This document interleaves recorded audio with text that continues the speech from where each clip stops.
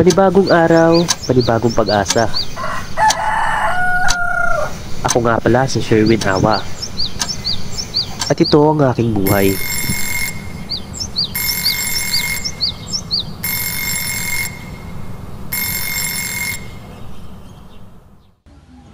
Araw-araw gumigising ako ng maaga upang maghanap ng trabaho.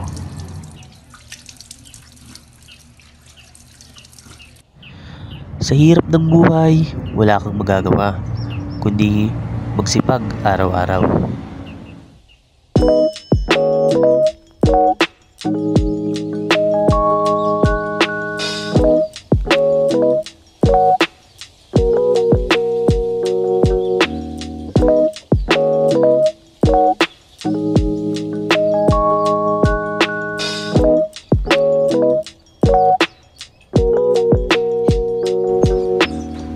At paglabas ko, may nakita akong pulubi. Kahit na hindi sapat ang pera ko, binigyan ko pa rin dahil naawa ko.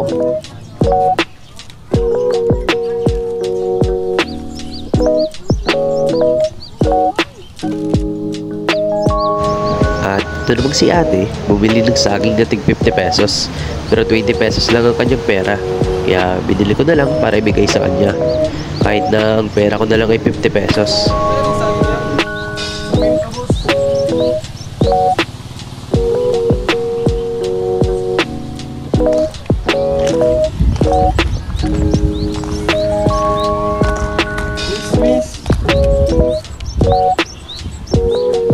At habang naglalakad ako pauwi, may nakita akong bulag na tumawid.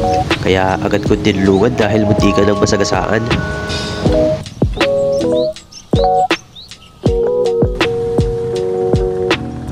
Panibagong araw na naman. Habang ako'y naglalakad at kumakain ng kamote Q, nakita ko ulit ang pulubi na binigyan ko dati. At binigyan ko ulit dahil parang hindi pa siya kumakain at nakakaawa tingnan.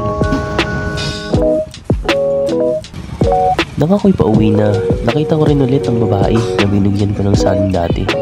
At nag-ausap ang saglit. Salamat po sa binigyan niyo pong pagkain sa akin ng nakaraang araw. Hayaan niyo po, balang araw makakabawi din po ako. Sus, wala yun. Malit na bagay. O kuya, saan bang punta mo? Ito, maghahanap ng trabaho. Mag-iingat ka kuya. Fighting! Makakahanap ka din ng trabaho. Sige, ikaw rin. Sige po. Ako ay masayang tumutulong. Kapag ako ay nakakatulong sa mga nangangailangan, para bang ang gaan-gaan ng pakiramdam ko. Hindi ako naghahangad ng kapalit sa pagtulong ko. Makita ko lang silang masaya, masaya na rin ako. At dito na magtatapos ang kwento ng aking buhay.